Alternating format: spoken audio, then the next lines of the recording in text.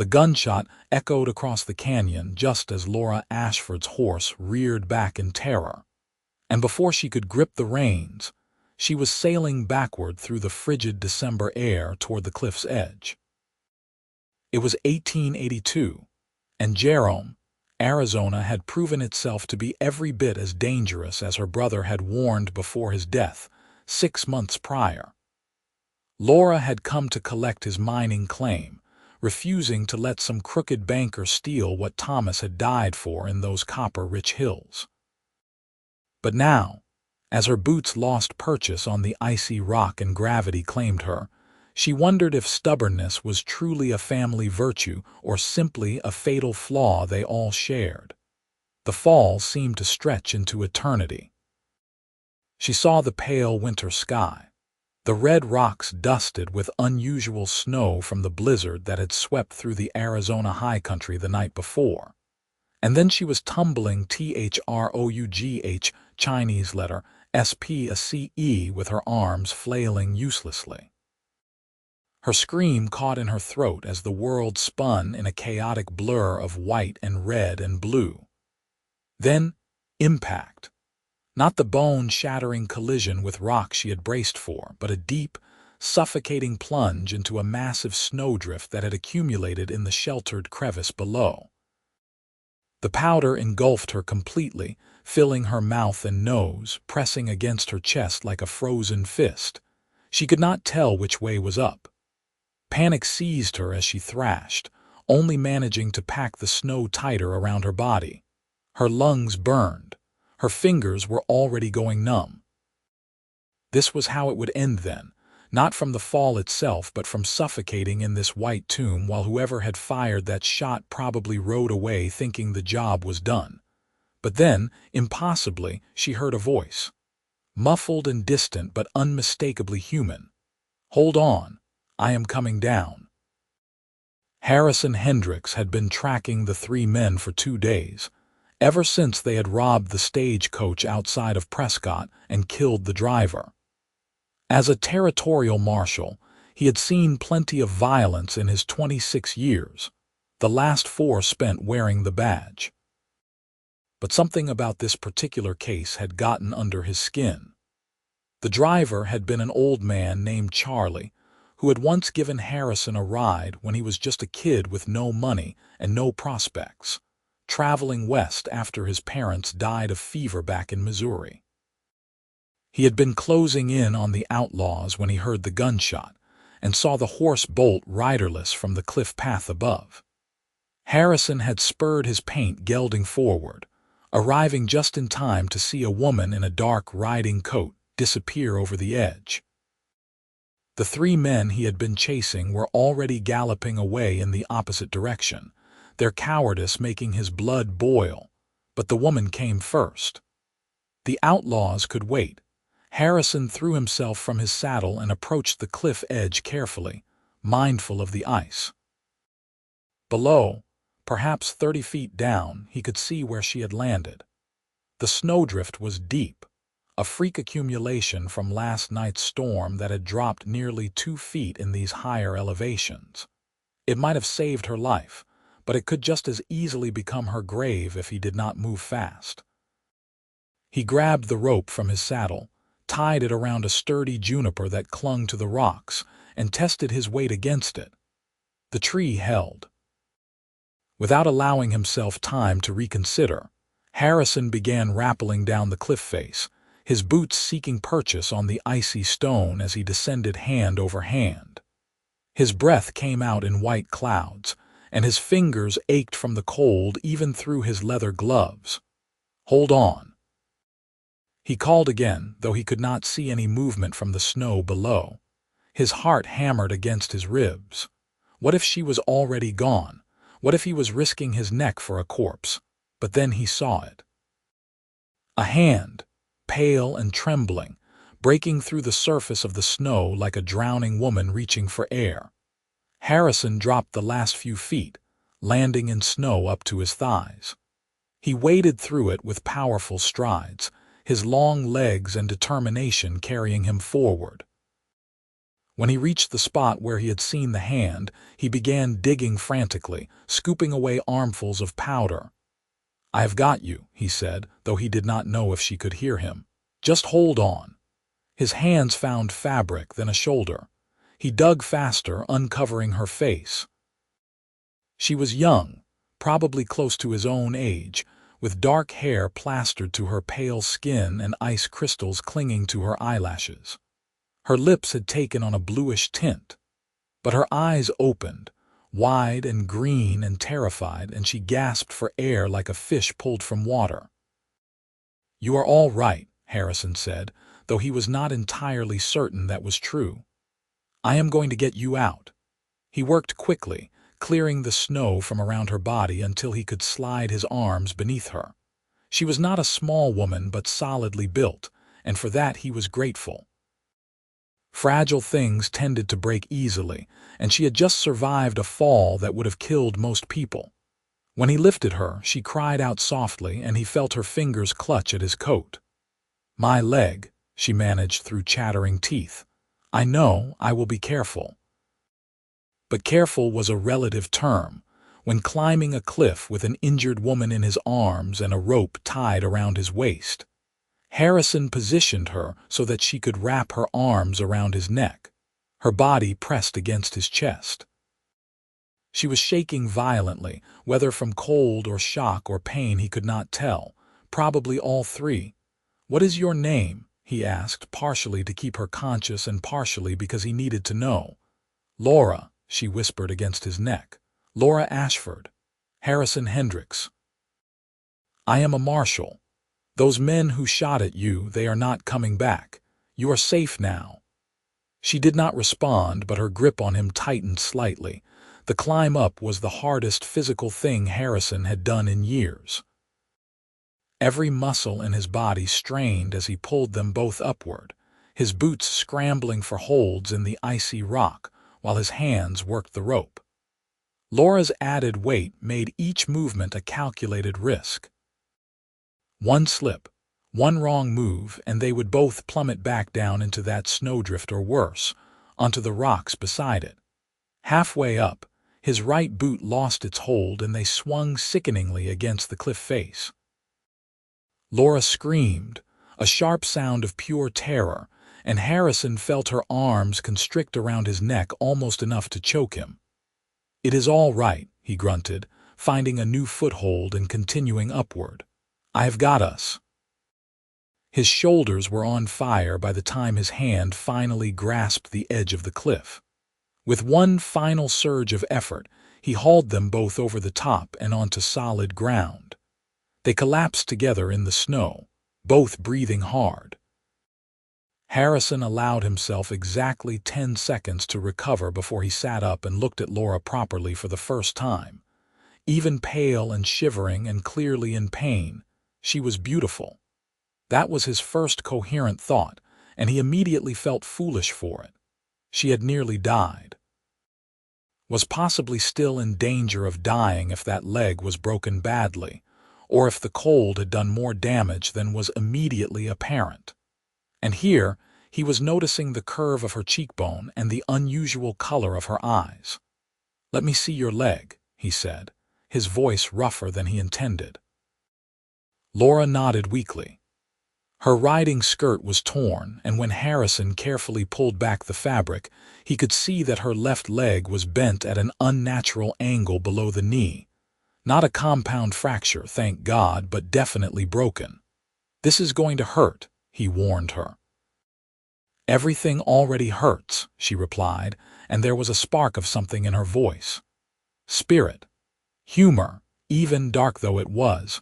Harrison removed his coat and then his wool shirt, leaving him in just his undershirt despite the cold. He tore the shirt into strips, then took his knife and cut 2 straight branches from a nearby shrub. Laura watched him work, her breathing shallow and rapid. "You are going to freeze," she said. "I will be fine. You need this more than I do." He fashioned a splint as well as he could, wrapping the branches tight against her leg to immobilize it. She went white as a sheet and bit down on her lip hard enough to draw blood, but she did not scream. Harrison found himself impressed despite the circumstances. When he finished, he retrieved his coat and wrapped it around her shoulders before lifting her again. His horse, Jasper, waited patiently where he had been ground-tied, unbothered by the drama that had just unfolded. "Jerome is 4 miles west," Harrison said, settling Laura into the saddle. "There is a doctor there. Can you hold on that long? Do I have a choice?"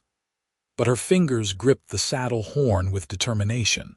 Harrison swung up behind her, wrapping one arm around her waist to keep her steady as he took the reins with his other hand. She leaned back against him, whether consciously or simply because she lacked the strength to sit upright, he was not sure. As they rode, Harrison could feel the tremors running through her body. He held her closer, trying to share what warmth he had. The sun was beginning to set, painting the snow-covered landscape in shades of orange and pink, beautiful and deadly in equal measure, like so much of Arizona territory. "Why were they shooting at you?" Harrison asked after a while. Laura was quiet for so long he thought she might have lost consciousness, but then she spoke, her voice tired but steady.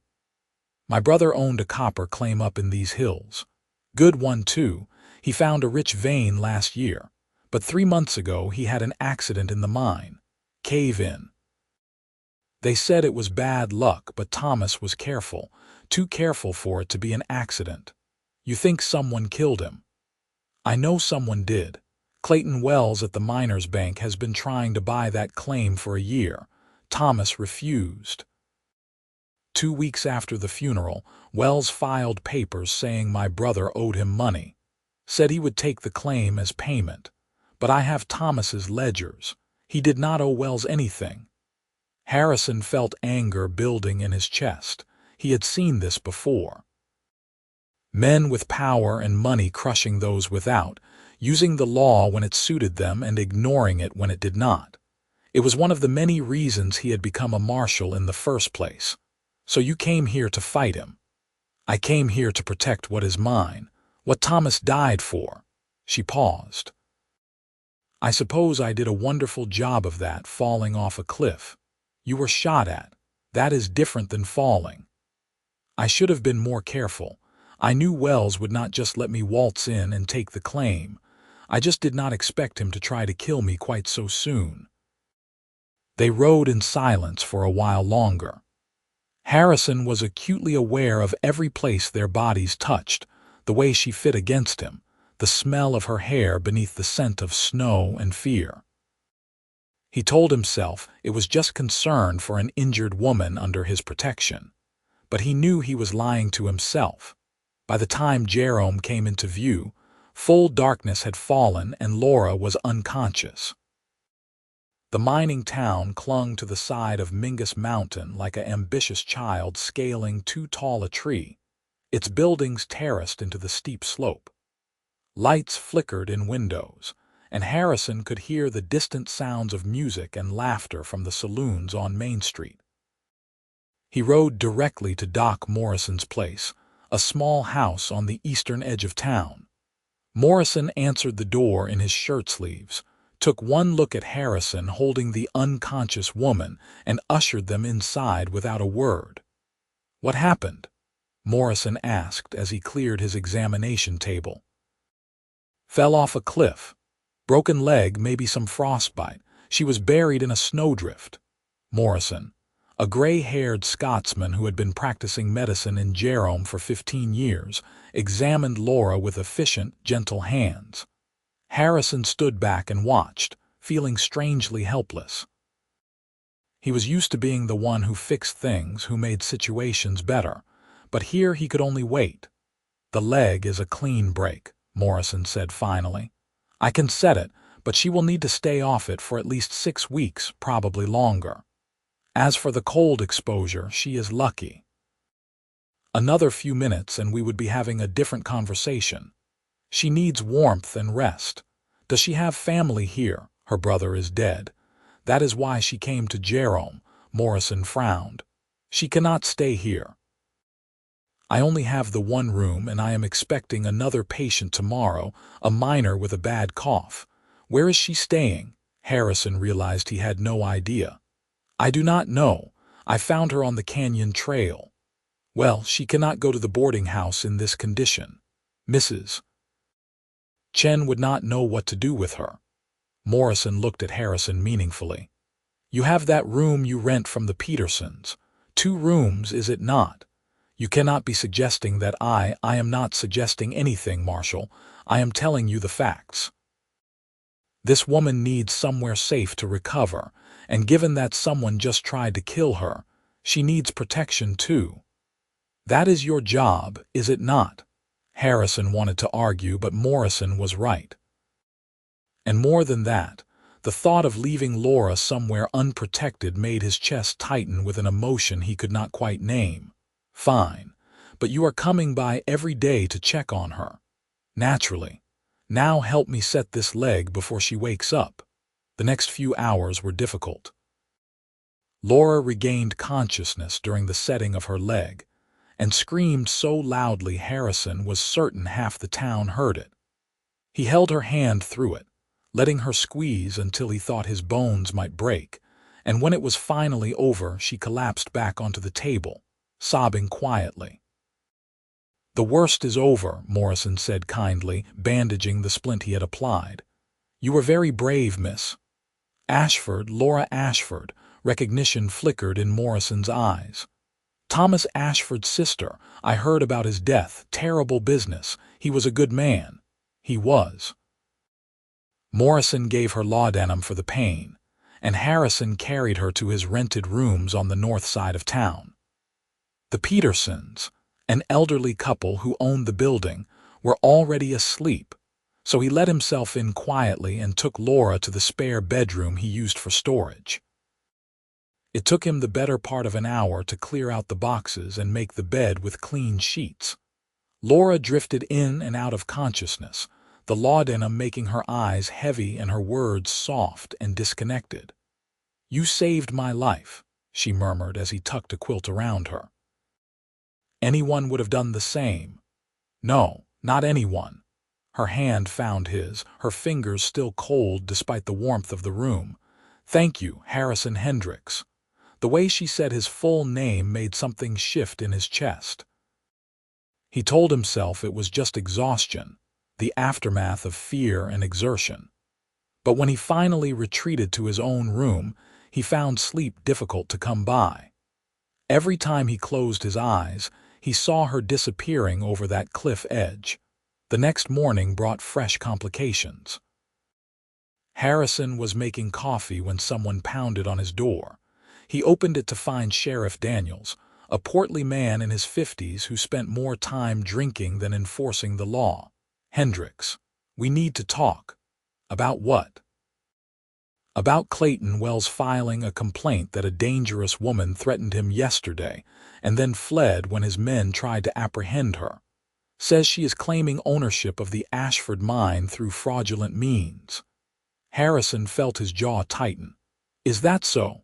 Wells wants her arrested. Says she is a con artist. Laura Ashford is recovering from a broken leg in my spare room. The men Wells sent tried to kill her, shot at her and made her horse bolt. She fell 30 feet off a cliff. Daniels had the decency to look uncomfortable. Now, I do not know about all that. Wells says his men were trying to serve her papers. Papers do not come with gunshots. Harrison stepped closer, using his height to his advantage. I am a territorial marshal, Daniels.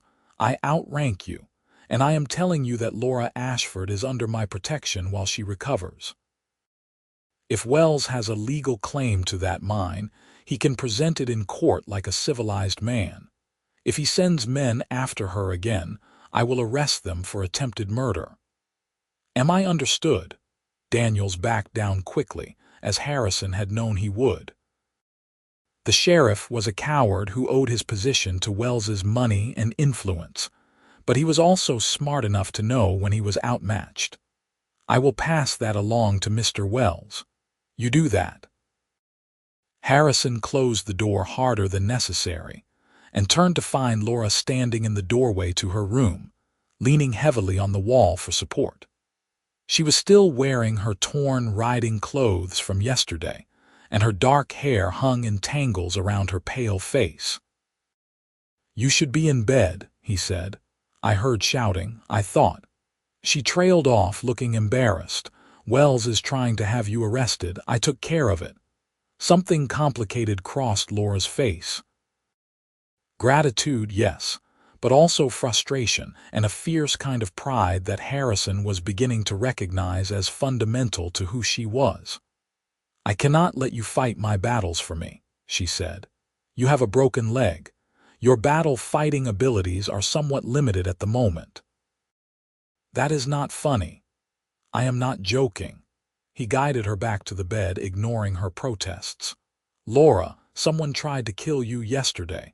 Until we figure out what is going on and how to keep you safe, you need to trust me." She sat on the edge of the bed, looking up at him with those remarkable green eyes. "Why are you doing this? You do not know me. You could have caught the men you were chasing if you had not stopped to help me." Harrison was quiet for a moment, considering his answer. "4 years ago, I failed to protect someone. A woman and her daughter. They were witnesses in a case I was working.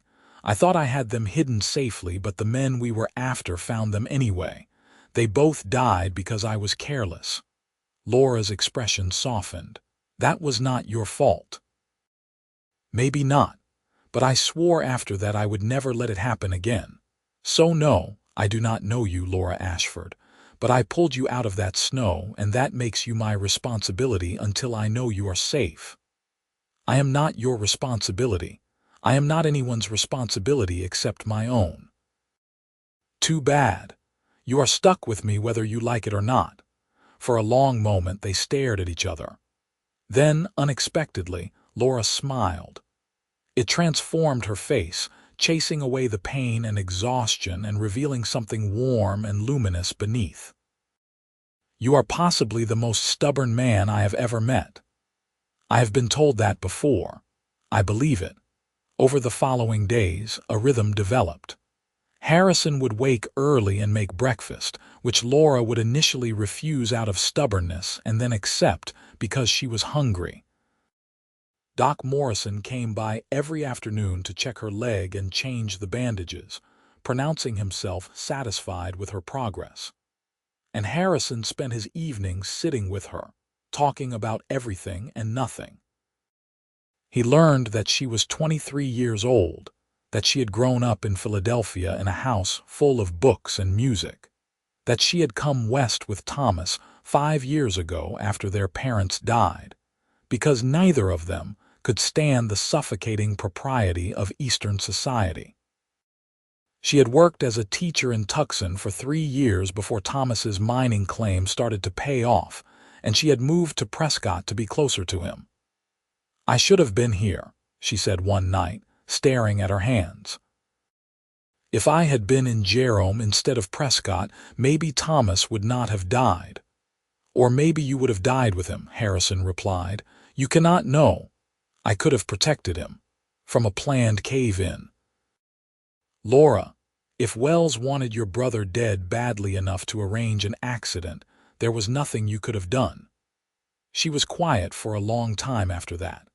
Harrison wished he could take back his words, soften them somehow, but he believed in honesty even when it hurt. "Tell me about you," Laura said finally, changing the subject.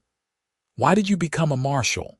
So Harrison told her about growing up in Missouri, about losing his parents to fever and his younger sister to cholera, about drifting west with nothing but anger and grief. He told her about the gunfight in Tombstone where he had saved a deputy's life and caught the attention of the territorial governor who had offered him a badge and a purpose. "You like it, the work, most days. It is hard but honest. I help people, or I try to." "You helped me." "Yes." "I am not used to being helped. Thomas and we learned early that we only had each other. Relying on anyone else felt dangerous." "I understand that, but everyone needs help sometimes. That does not make you weak." Laura looked at him then with an expression he could not quite read, something soft and searching and a little bit afraid. "You are not what I expected, Harrison Hendricks." "What did you expect?" "I do not know, but not this, not you." Harrison felt his pulse quicken.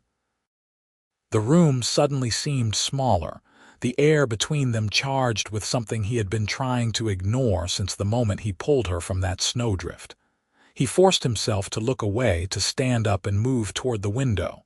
"It is late. You should rest." "Harrison." "Good night, Laura." He left before she could say anything else, before he could do something foolish like close the distance between them and find out if her lips were as soft as they looked. A week passed. Laura grew stronger, her color returning, her appetite improving. She started spending more time out of bed, hobbling around the rooms on the crutches Morrison had fashioned for her. Harrison found himself both relieved and concerned by her progress. Relieved because it meant she was healing, concerned because it meant she would eventually leave. But Wells remained a problem. Harrison made inquiries around town and learned that the banker had indeed been pressuring Thomas to sell the claim, that there had been bad blood between them, that Thomas had made enemies by refusing to back down. He also learned that the 3 men who had been on the canyon trail that day worked for Wells, doing jobs that fell outside the bounds of the law. "I need proof," Harrison told Laura one evening.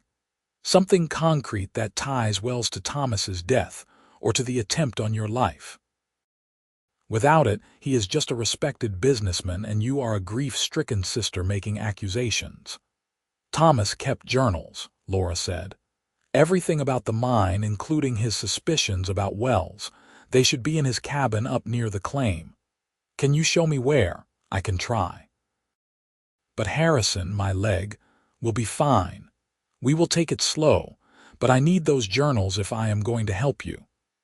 They set out 3 days later on a cold morning with a sky the color of steel. Harrison had borrowed a small wagon from the Petersons, padding it with blankets so Laura could ride without too much discomfort. The journey took most of the day, winding up through the hills past played-out claims and abandoned shafts, until they reached a small valley where Thomas's cabin stood. It was a simple structure, one room with a stone fireplace and windows that looked out over the valley. Someone had been there recently. Harrison could see tracks in the snow, the door hanging open slightly when it should have been locked. "Stay here," he told Laura, drawing his revolver. But as he approached the cabin, he already knew what he would find. The interior had been ransacked. Furniture overturned, papers scattered, the floorboards pried up in places. Whoever had been looking for the journals had been thorough. Laura appeared in the doorway despite his instructions, leaning on her crutches and looking at the destruction with an expression of profound sadness. "They are gone," she said. "Everything Thomas worked for, everything he wrote, it is all gone." Harrison holstered his gun and began searching anyway, looking for anything the intruders might have missed. It took him an hour, but finally he found it. A loose stone in the fireplace that opened into a small cavity. Inside was a leather-bound journal, its pages covered in tight, careful handwriting. "Laura," he called, "I found something." She crossed to him quickly, forgetting in her excitement to be careful with her leg. Harrison caught her as she stumbled, his hands on her waist, her body pressed against his. For a moment, neither of them moved. Laura looked up at him, her green eyes wide, her lips slightly parted. Harrison felt the world narrow to just the two of them, to the warmth of her body and the rapid beat of her heart against his chest. Then she pulled back, her cheeks flushed. "The journal, can I see it?" Harrison released her and handed over the book, trying to ignore the way his hands wanted to shake. Laura opened it carefully, scanning the pages. "This is it," she breathed. Thomas documented everything. The vein he found, how rich it was, Wells's offers and threats. And look here, from 2 weeks before he died. Wells came to the mine today with his foreman, said if I did not sell, accidents happen in mines all the time, told him to get off my claim. He left, but the way he looked at me, I need to be careful. That is not quite enough for an arrest, Harrison said, but it is a start. We need someone who will testify against Wells, someone who knows what really happened in that mine. Thomas's partner, Jacob Yates. He was there the day of the cave-in. He might talk if we can find him. They found Jacob 3 days later in a boarding house in Prescott, drunk and frightened and refusing to open his door until Harrison threatened to break it down. When Jacob finally let them in, he looked like a man who had not slept properly in months. "I cannot help you," he said immediately when he saw Laura. "I am sorry about Thomas, but I got a wife and kids. I cannot." "He threatened you," Laura said. "Not a question, a statement." Jacob nodded miserably. "Wells's foreman said if I talked to anyone about what happened in the mine, my family would have an accident." I believed him. I still do. Harrison stepped forward. "I am a territorial marshal. If you testify against Wells, I can protect your family, but I need the truth. All of it." It took another hour of persuasion, but finally, Jacob broke. He told them how Wells had paid him to weaken the support beams in a section of the mine where Thomas liked to work alone, how he had been promised money and safety if he kept quiet, how the guilt had been eating him alive ever since. "I did not know Thomas would die," Jacob said, tears running down his face. "I thought he would just get hurt enough to give up on the claim, but the whole section came down. He did not have a chance." Laura had gone very still beside Harrison, her face pale. He took her hand, squeezing it gently, offering what comfort he could. "Will you testify to all of this in court?" Harrison asked. Jacob was quiet for a long moment, then nodded. "Yes, I cannot live with this anymore." The trial took place in February, 6 weeks after Harrison had pulled Laura from the snow. By then, her leg had healed enough that she could walk with only a slight limp, though Morrison said she would probably always feel it in cold weather.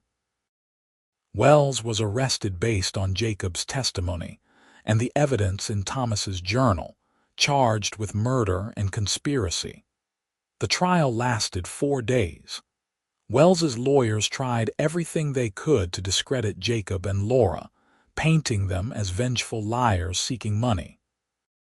But Harrison testified about the attempt on Laura's life, and the 3 men who had shot at her on the canyon trail were arrested and agreed to testify against Wells in exchange for lighter sentences.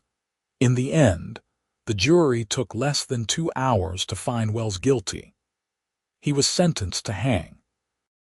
Laura cried when they read the verdict, tears of grief and relief and rage all mixed together.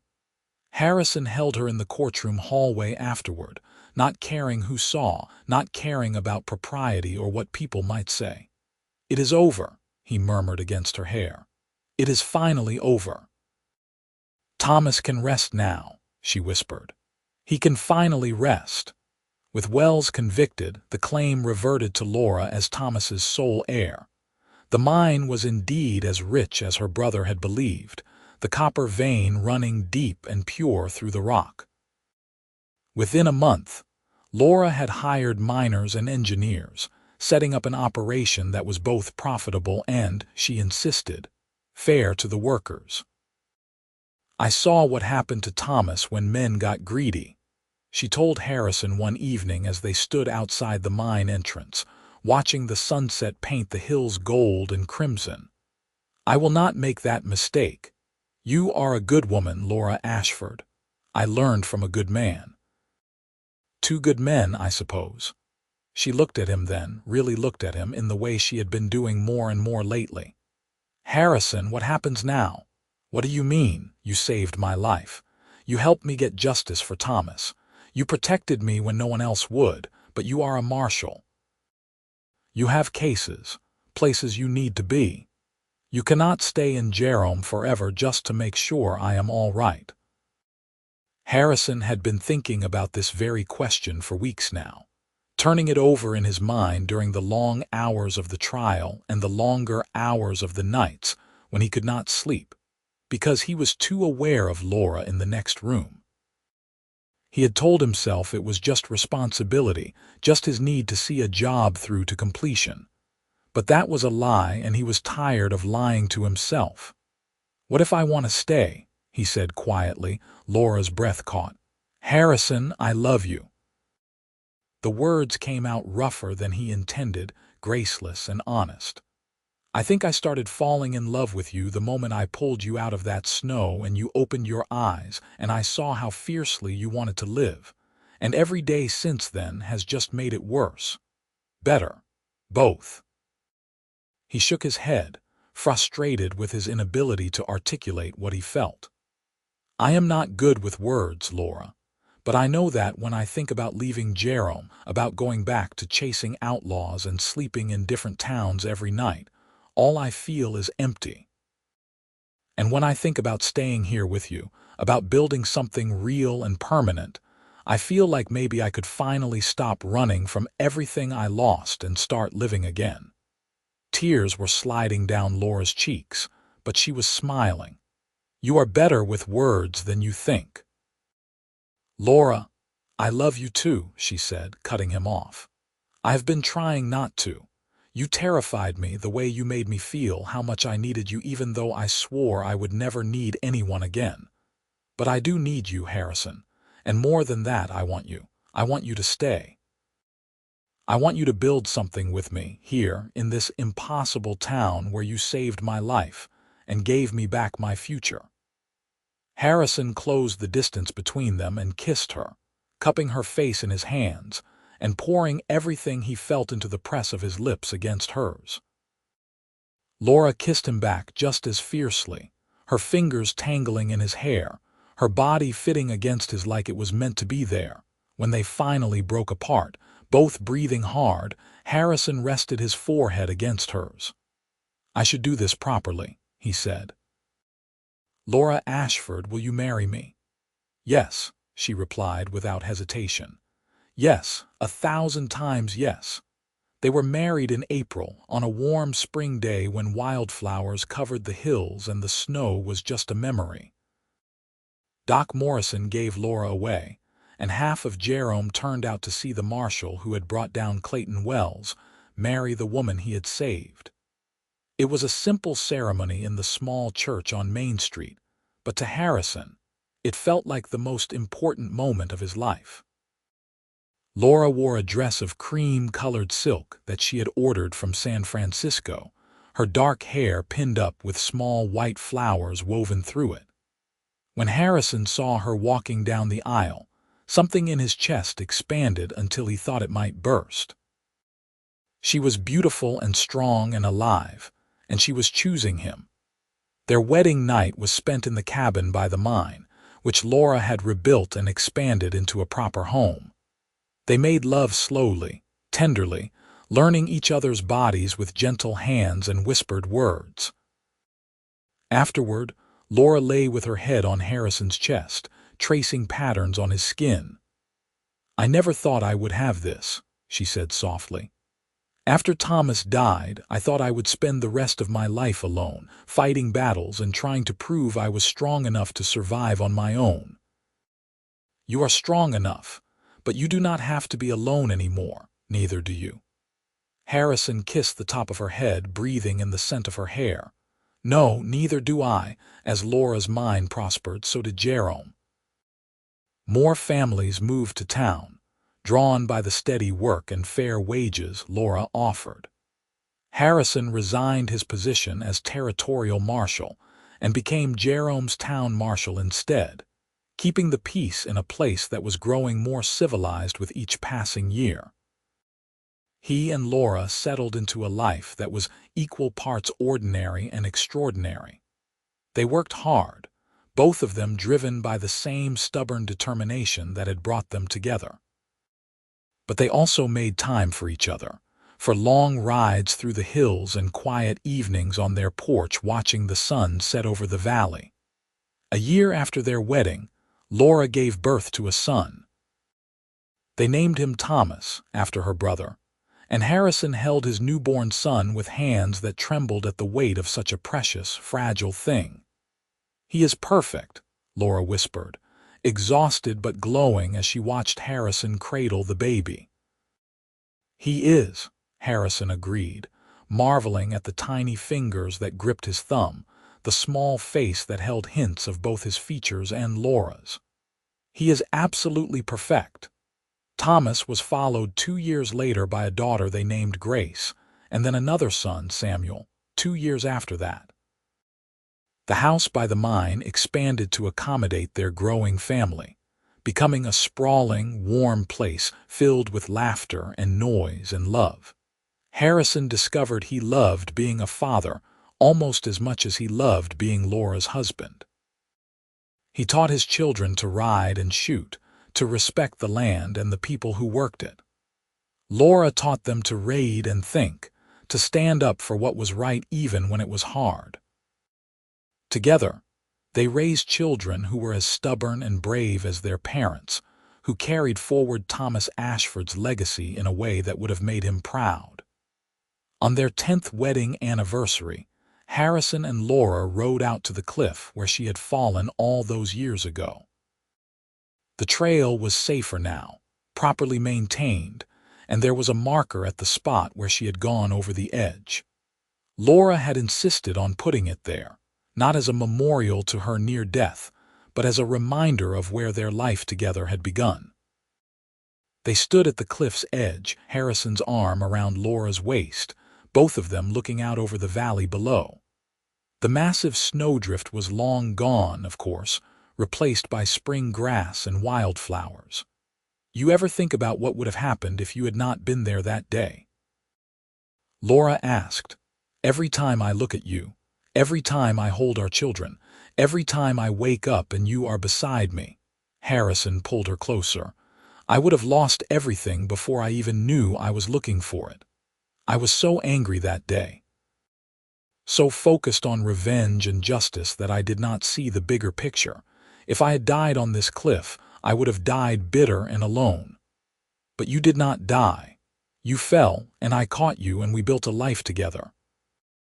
Laura turned in his arms, looking up at him with eyes that were still the same remarkable green they had been that first day, still full of the same fierce spirit that had drawn him to her. "You did not catch me that day, Harrison. You saved me, in every way a person can be saved." "We saved each other," he replied, and kissed her there on the edge of the cliff where their story had begun, where she had fallen and he had climbed down and carried her up, and neither of them had been the same since. The years continued to pass. Thomas, Grace, and Samuel grew into strong, capable adults who carried on their mother's mining business with intelligence and integrity. Harrison continued as town marshal until he was 50, when he finally hung up his badge and retired, content to spend his days working alongside Laura at the mine, and his evenings surrounded by children and eventually grandchildren.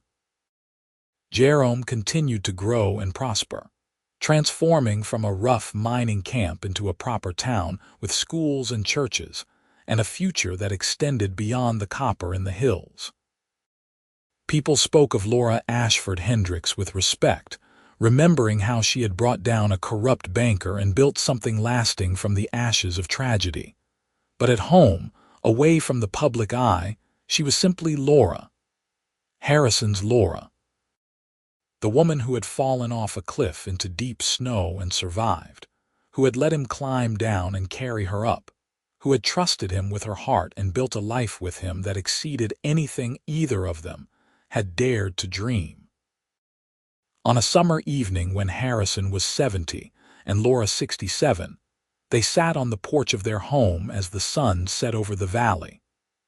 Their children were grown and gone to homes of their own, their grandchildren scattered across Arizona territory. It was just the two of them again, as it had been in the beginning.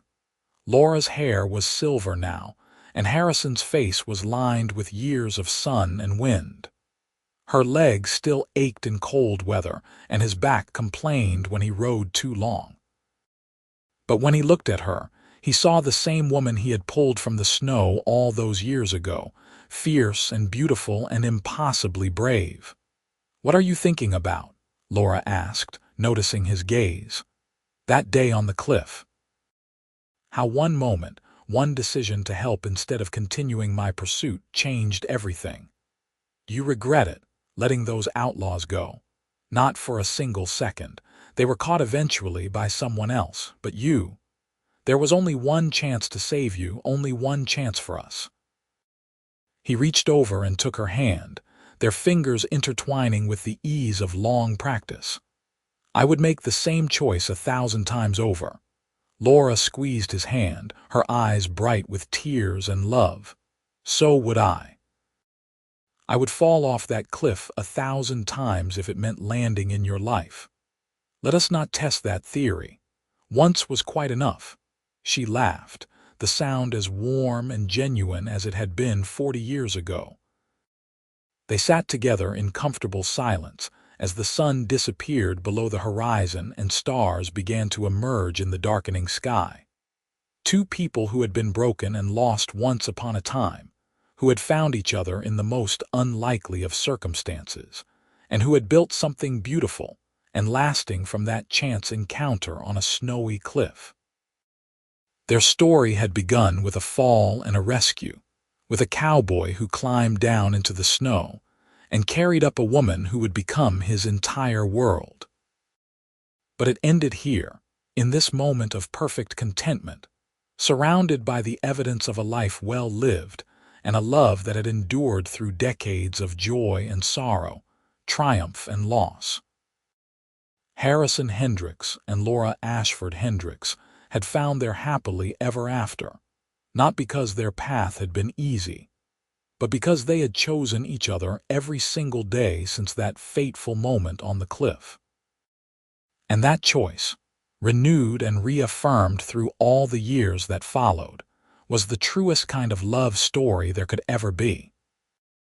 The mine continued to operate for another generation under their children's management, providing prosperity for Jerome and ensuring that Thomas Ashford's legacy lived on. The house by the mine became a gathering place for family, a warm and welcoming home filled with memories and laughter. And when Harrison and Laura finally passed, within months of each other as couples who have loved deeply often do, they were laid to rest on a hillside overlooking the valley, with a simple marker that read, "Here lie Harrison and Laura Hendricks, who fell in love and built a life together, 1882 to 1920. Their children and grandchildren continued to tell their story, how Harrison had saved Laura from certain death, how she had helped him find purpose beyond his badge, how two stubborn, determined people had created something remarkable from tragedy. It became part of Jerome's history, a testament to the power of courage and love and the choices we make when faced with impossible situations. And sometimes, on cold winter days when snow dusted the Arizona hills, people swore they could see two figures standing at the edge of that cliff, holding hands and looking out over the valley they had called home, together for all eternity just as they had been in life. A cowboy and the woman he had climbed down through the snow to save, bound by a love that had transcended time and circumstance to become something truly extraordinary. Their legacy lived on not just in the mine or the town, but in the example they had set, the truth they had proven through the life they built together. That sometimes falling is the beginning of something beautiful. That sometimes the person who saves you is the one you were meant to find all along. And that true love, the kind that lasts, is built not in grand gestures but in the everyday choice to catch each other when you fall, to climb down into the darkness, and to carry each other up into the light. This was the story of Harrison Hendricks and Laura Ashford, who met on the worst day of her life and the most important day of his, who fell in love in the wild west town of Jerome, Arizona. and who proved that even in the harshest landscape, love could take root and flourish and create something that would endure long after they were gone. Their story ended as all good stories do, with love triumphant, with family gathered close, with a legacy that would be remembered and celebrated for generations. It ended with the certainty that their lives had mattered, that their love had made a difference, and that somewhere beyond the sunset, they were together still, forever bound by the moment when she fell off a cliff into deep snow below, and the cowboy climbed down and carried her up, changing both their destinies forever.